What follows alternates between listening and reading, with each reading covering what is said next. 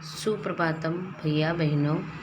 सरस्वती शिक्षा समिति पाली कक्षा 10वीं, विषय हिंदी, दिनांक 18/7/2020, वार शनिवार।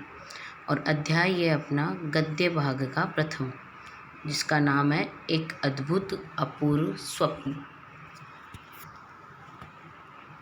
आज हम इस अध्याय के जो मुख्य बिंदु है वो पढ़ेंगे। मुख्य बिंदु में पहला बिंदु अपना रहेगा पाठशाला का प्रारंभ, दूसरा बिंदु रहेगा अपूर्व पाठशाला, तीसरा बिंदु रहेगा पाठशाला के शिक्षक, चौथा रहेगा अन्य अध्यापक व पांचवा है लेखक का निवेदन। आज इन 5 बिंदुओं पे हम विस्तृत जानकारी प्राप्त करेंगे। इससे पूर्व में अपन ने पढ़ा था लेखक का परिचय, भारतेंदु हरिश्चंद्र का परिचय, जिसमें अपन ने पढ़ा था इन्हें हिंदी गद्य का जनक भी कहा जाता है। और उसके अलावा इस पाठ का अपन ने परिचय भी पढ़ लिया था, जिसमें था लेखक का सपना कि लेखक एक बार रात्रि के समय नींद में सोए हुए रहते हैं। उस समय उनको सपना आता है, सपने में उन्हें पाठशाला बनाने का विचार आता है। और आज उसी पाठशाला का प्रारंभ हम पढ़ेंगे। तो अपना पहला पठन बिंदु कुछ इस प्रकार है। भाग 1 या बिंदु संख्या 1, पाठशाला का प्रारंभ। अब अपन ने पाठशाला के प्रारंभ से पूर्व पाठशाला के विचार में पढ़े थे कि हिमालय की कंदराओं से अनेक उद्दंड पंडित बुलाए गए थे।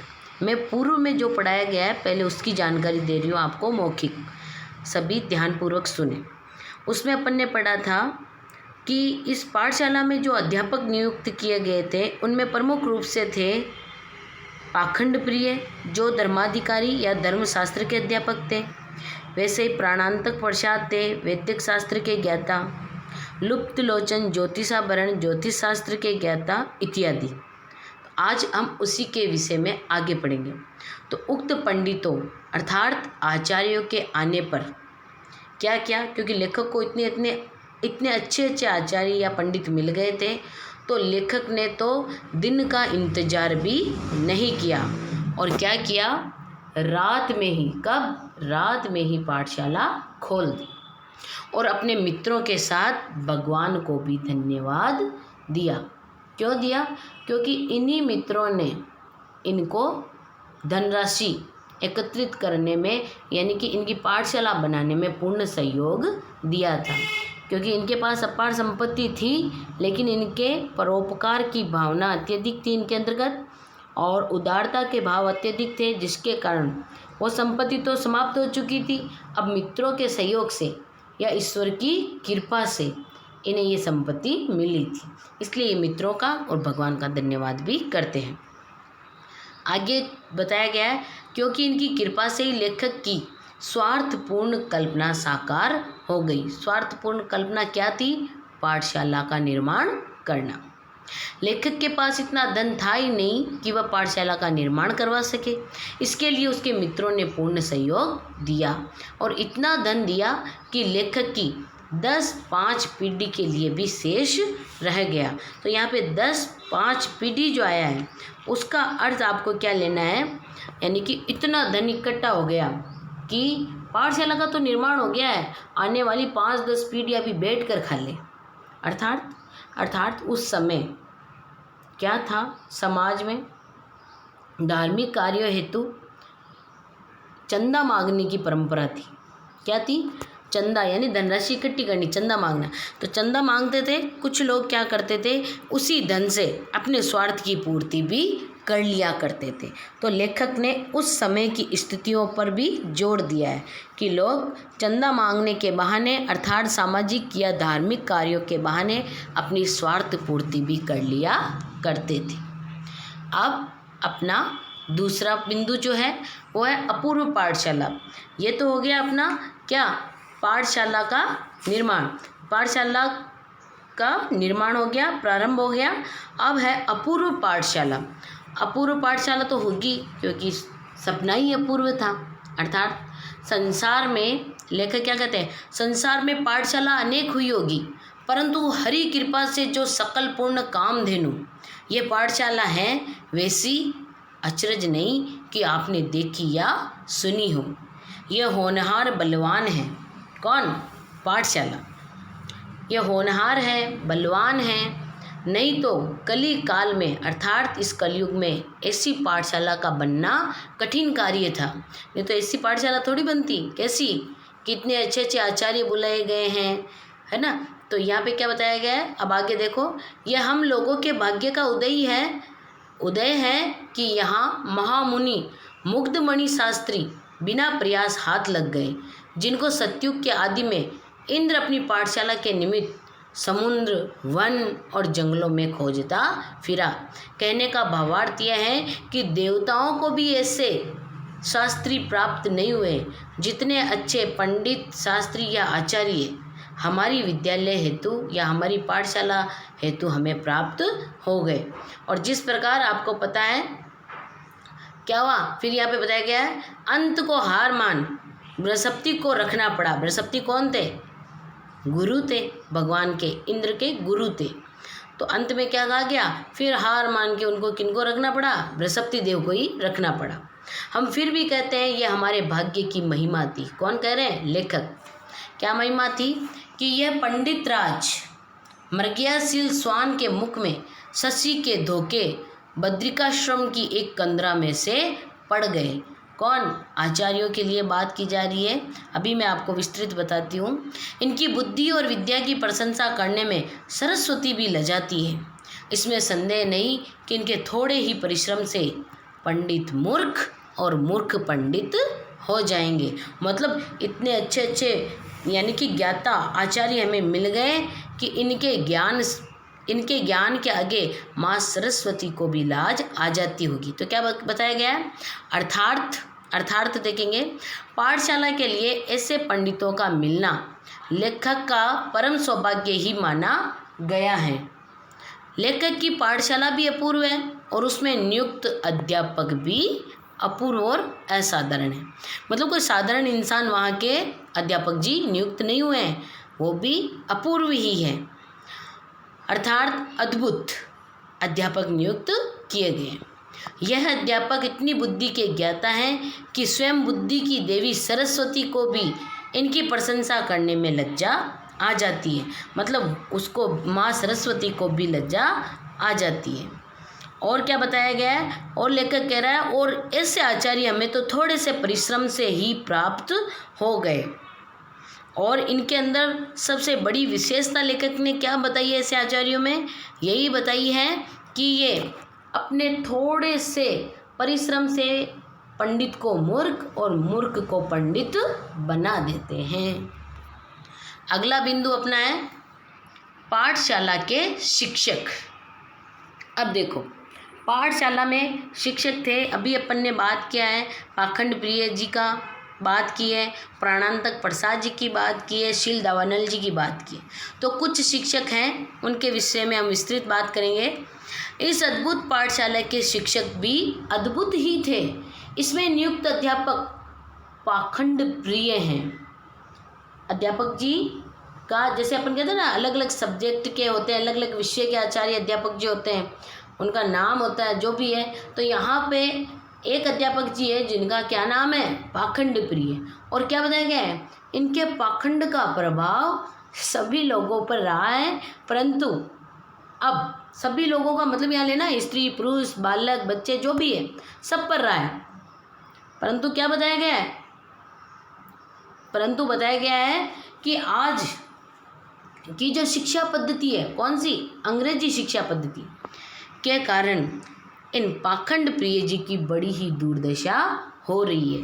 कहने का भावार्थ यह है, आज के समय में लोग अंधविश्वास में ज़्यादा भरोसा नहीं करते हैं। यानी जो पाखंड दिखाते हैं ना अपने पाखंड के जरिए, जैसे पाखंडी बाबाओं की गिनती करें तो हम कर सकते हैं आसानी से, क्योंकि अभी एक पाखंडी बाबा तो जेल में ही कैद है, जैसे आसाराम जी, राम रहीम जी, है ना, आपने नाम सुना ही होगा।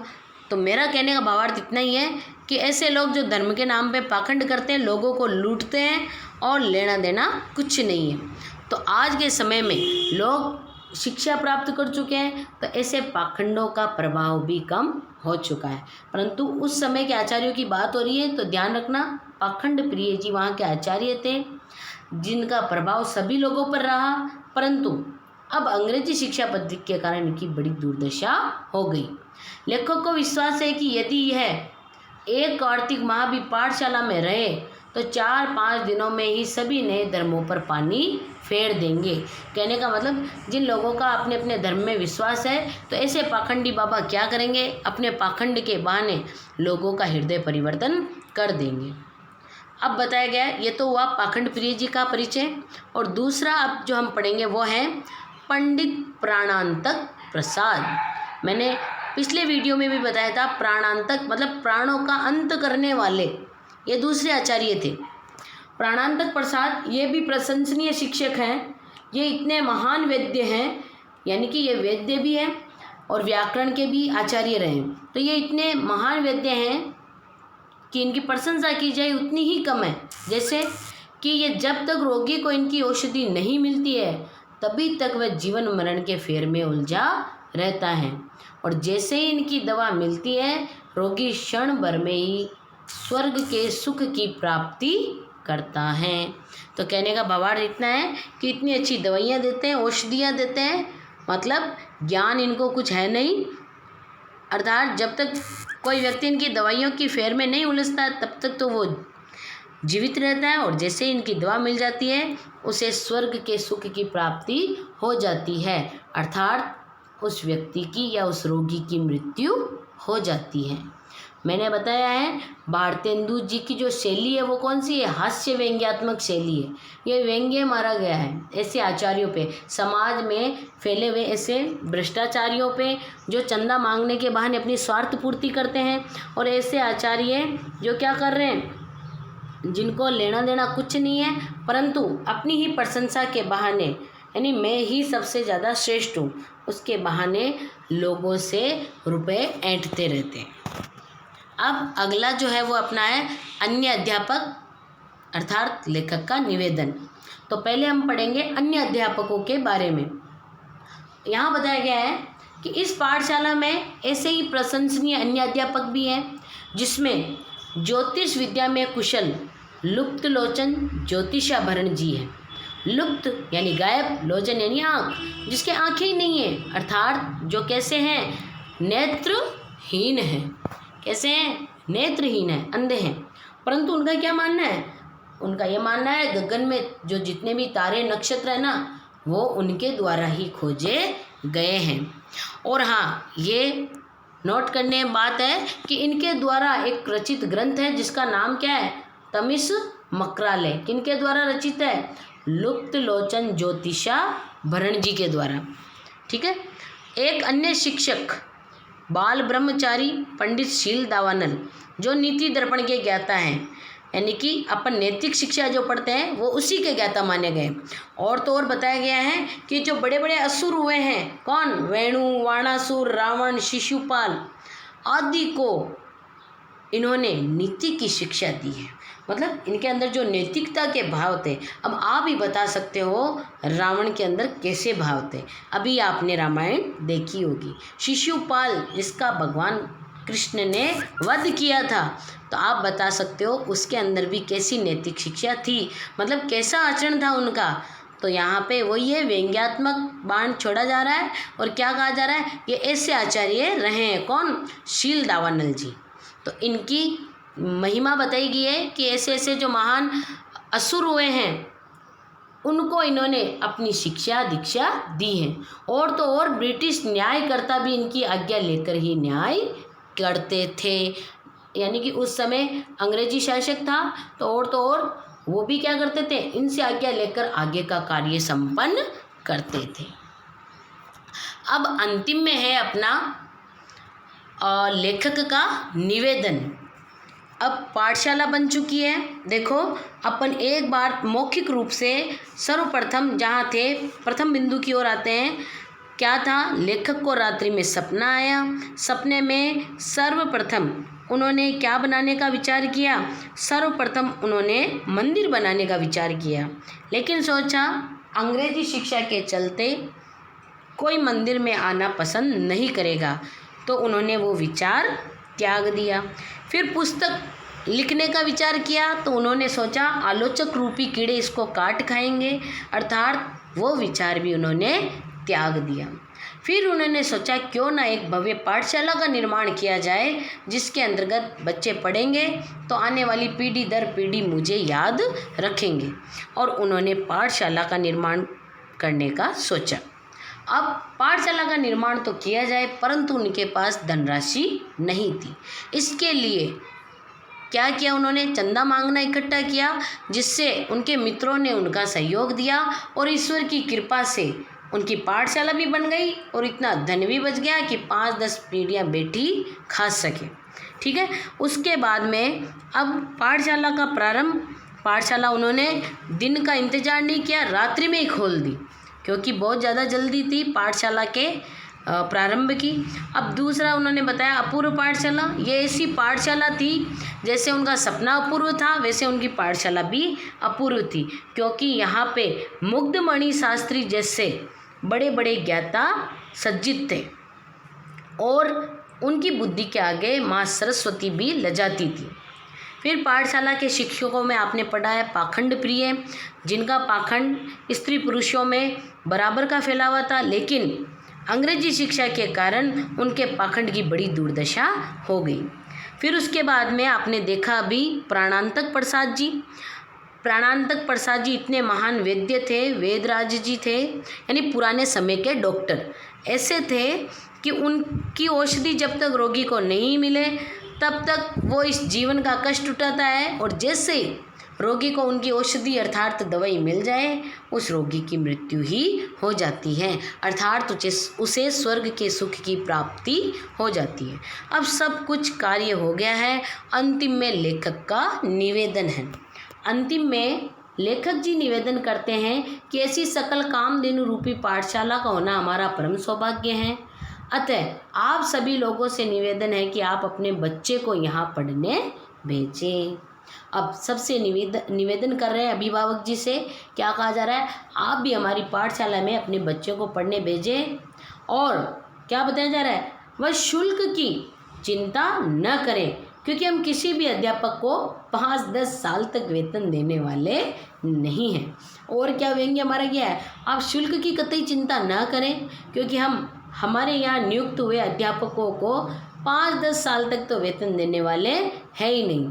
यदि क्या करें भारतेंदु जी, यदि हमारी श्रद्धा हुई तो उनके लिए हम भोजन की पर्याप्त व्यवस्था कर देंगे, अर्थात उन्हें भूखा तो नहीं रहने देंगे, और कह देंगे कि वह पाठशाला के धन का ही हमारे साथ मिलकर नाश अर्थात उपभोग करें। कौन सा धन? मैंने पूर्व में बताया था, इतना धन प्राप्त हो गया कि 5-10 पीढ़ियाँ बेटी खाए। अपने पाठ में एक लेखक की पंक्ति है, वो कुछ इस प्रकार है कि इतना द्रव्य हाथ आया कि पाठशाला का सब खर्च चला गया और 10-5 पीढ़ी तक हमारी संतान के लिए भी बच रहा। अर्थात द्रव्य का मतलब पैसे से लिया गया है यहाँ पे, कि लेखक के पास चंदा मांगने के बाद में इतना पैसा इकट्ठा हो गया, पाठशाला का निर्माण भी हो गया, खर्चा भी निकल गया और उसकी 5-10 पीढ़ियाँ बेटी खाए। तो बताया गया उन अध्यापकों को भी कह देंगे वो भी हमारे साथ बैठकर इस धन का उपभोग करें।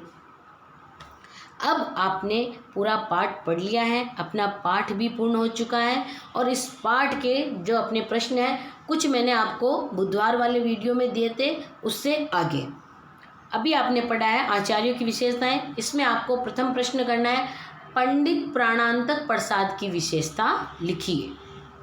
प्रश्न संख्या 2, लुप्तलोचन ज्योतिषाभरण ने किस पुस्तक की रचना की थी? लुप्तलोचन ज्योतिषाभरण जिन्होंने जो क्या दावा रखते हैं कि गगन में जो तारे हैं उनकी खोज मैंने ही की है, और खुद कैसे थे? आंखों से अंधे। तो इन्होंने किस पुस्तक की रचना की थी, किस ग्रंथ की रचना की थी, उसका नाम आपको लिखना है। प्रश्न संख्या 3, एक अद्भुत अपूर्व स्वप्न में लेखक ने किस बात का वर्णन किया है? अब आपने पूरा अध्याय पढ़ लिया है, समझ लो एक तरीके से लेखक का पूरा सपना आपने सुन लिया है, तो उस सपने का मूल अर्थ क्या निकल रहा है, यानी किस विषय में बात हो रही है, उस बात का वर्णन आपको यहाँ पर लिखना है। प्रश्न संख्या 4, पंडित जी दावानल के प्रमुख शिष्यों के नाम लिखिए। ऐसे शिष्य जिनको इन्होंने वो नीति की शिक्षा इत्यादि दी थी। ये सारे प्रश्न उत्तर आपको अपनी उत्तर पुस्तिका में करने हैं आज का गृह कार्य लिख के। धन्यवाद।